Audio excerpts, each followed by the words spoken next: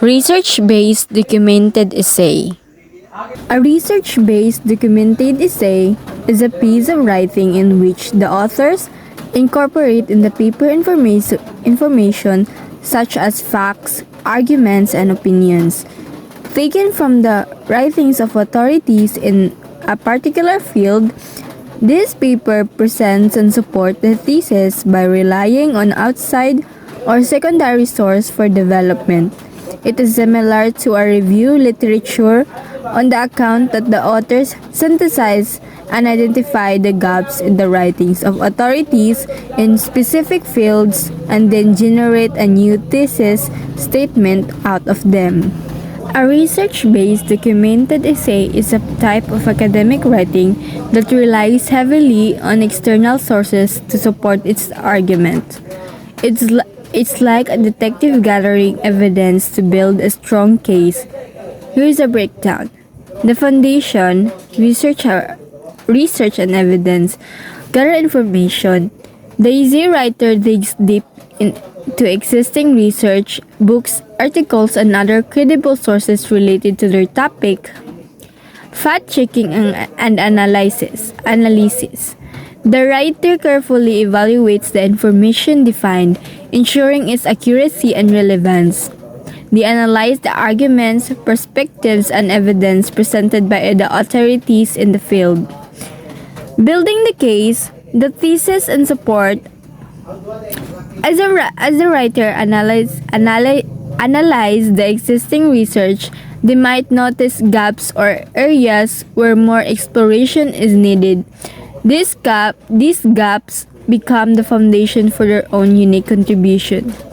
Formulating a thesis based on their research and analysis.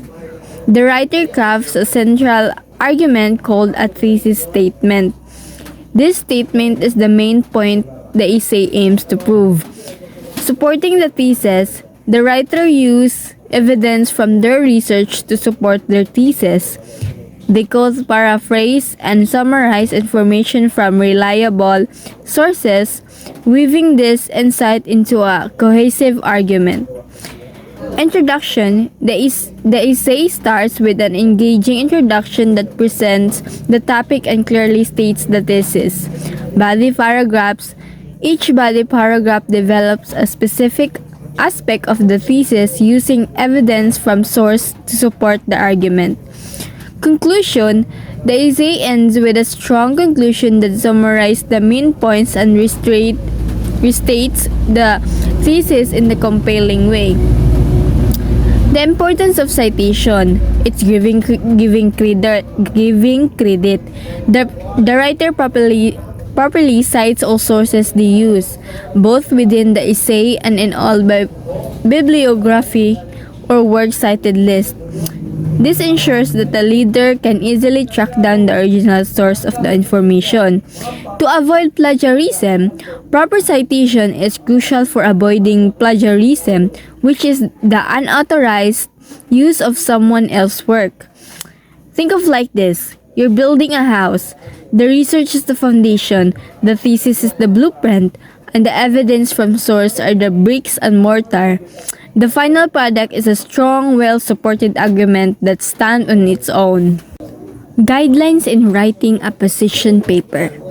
Just like a socio-political analysis and position papers, crafting a strong socio-political analysis paper depends largely on its structure and understanding of the role of each component of the paper.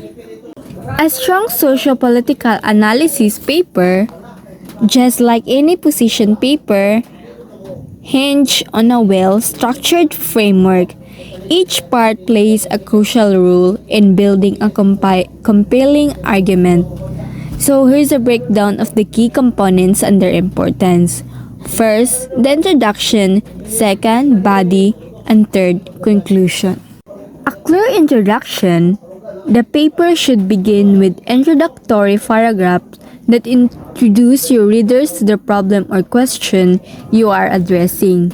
Lay out the thesis statement and provide them a roadmap on how you will defend your thesis.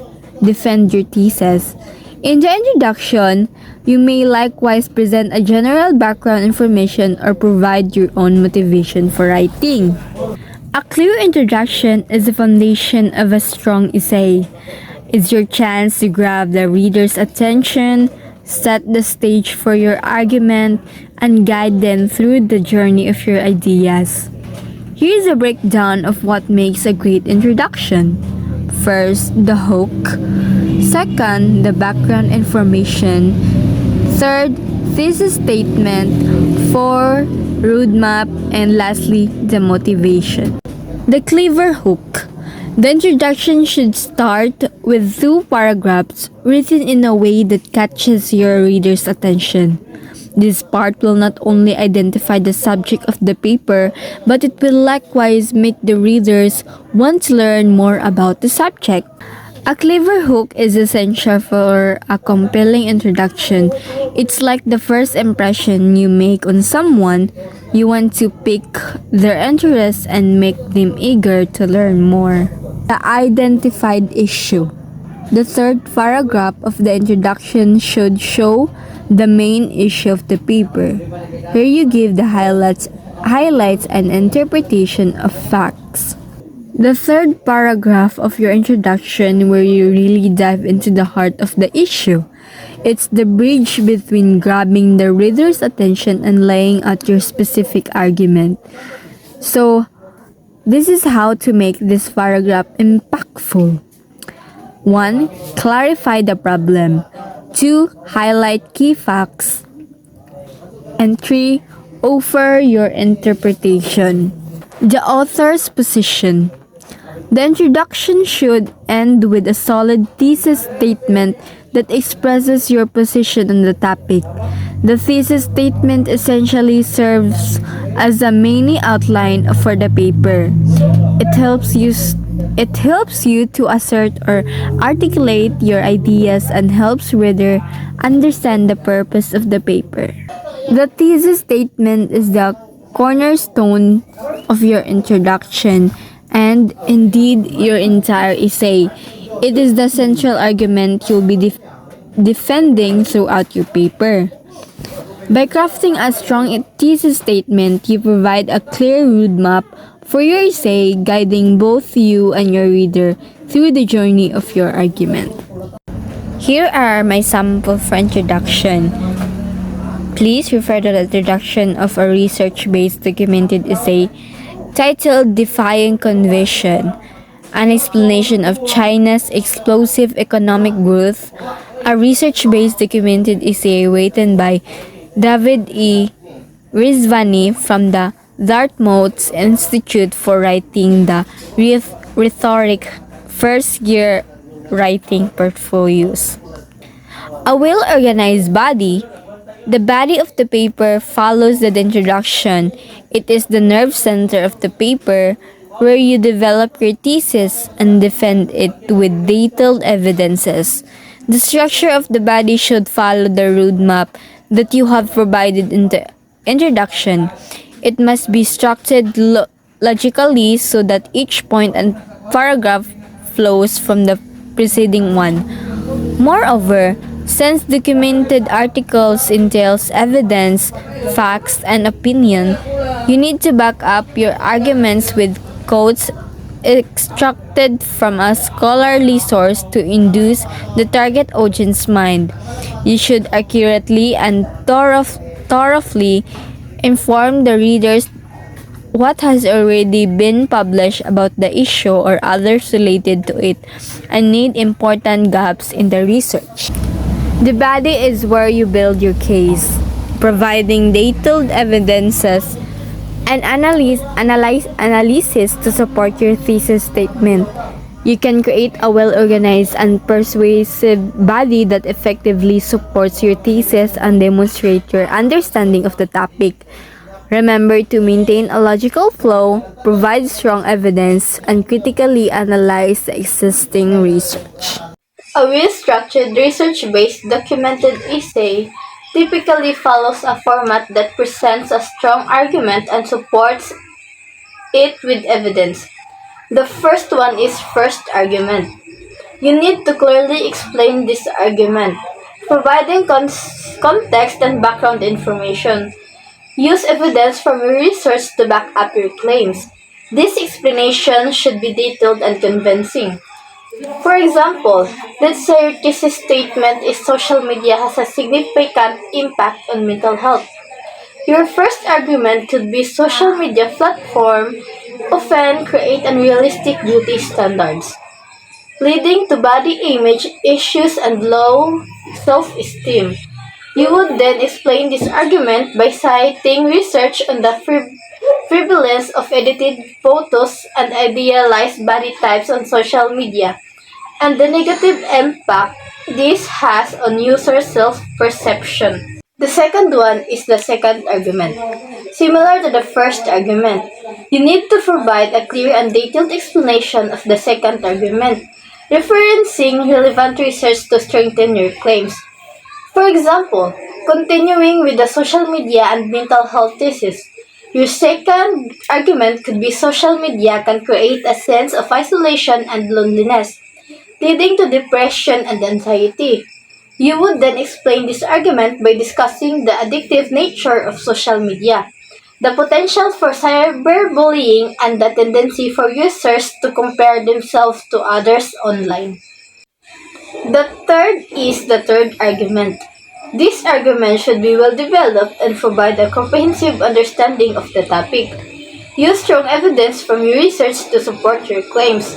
For example, for the social media and mental health thesis, your third argument could be that social media can contribute to an unhealthy obsession with validation and approval, leading to anxiety and the fear of missing out.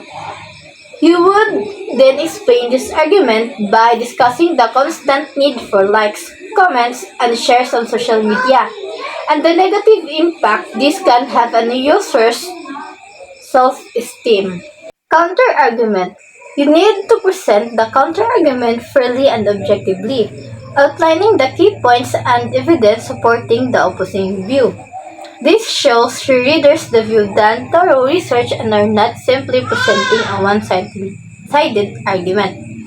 For example, for the social media and mental health thesis, a counter-argument could be social media can also provide a sense of community and support, leading to improved mental health. You would then explain this counter-argument by highlighting the positive aspect of social media, such as online support groups, shared experiences, and increased awareness of mental health issues. Remember, after presenting the counter-argument, you should rebuttal it. This means addressing the counter-argument and explaining why your main thesis still holds true, even considering the opposing viewpoint. Provide evidence and reasoning to show why your arguments are stronger and more convincing. The last one is the sample body. The body of a research-based documented essay is the heart of the argument. It's where the writer presents their evidence, analyzes it, and builds a convincing case for their thesis statement. Think of the body as a series of interconnected rooms, each exploring a different aspect of the main argument. Each paragraph should focus on a specific point, presenting evidence from credible sources and explaining how it connects to the overall thesis. Amplify, clarify, and punctuate, and let the viewer draw his or her own conclusions. Good day, everyone. Today, I will be discussing about the last part in making a paper, which is the conclusion. A strong conclusion is the last part of your paper, where you summarize and wrap up everything you've discussed. Here's what you should do. First, restate the main ideas. You briefly go over the key points you've made in your paper without repeating them exactly. Second, summarize key arguments.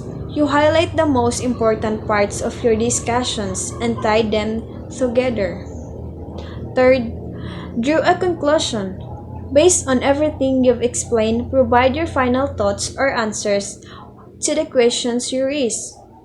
Fourth, give recommendations or solutions. If possible, you suggest what you should happen next or offer a solution to the problem discussed. Here's the sample in making a conclusion.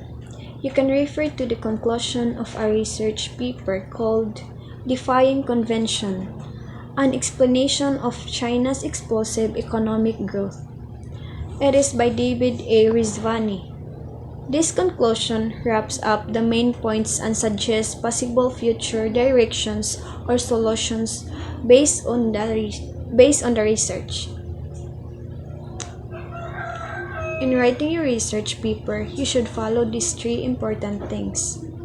First, to prepare your paper, you should follow the guidelines and organize your paper into sections.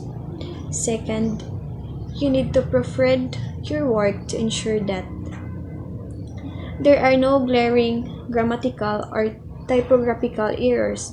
That's why you need to check your paper for any mistakes such as grammar or spelling errors.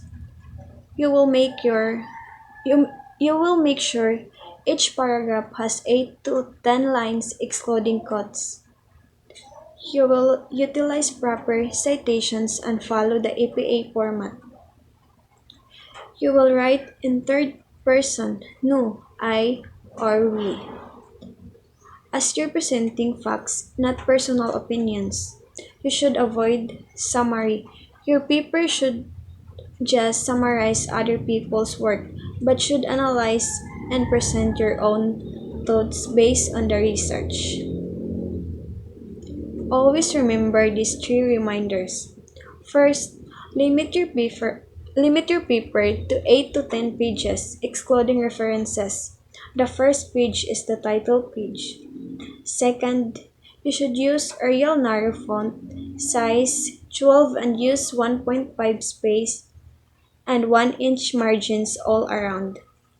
Third, your paper will be graded according to a rubric based on how will you analyze defend your points and follow the structure. Thank you everyone. I hope you learned something to our discussions. Thank you and God bless.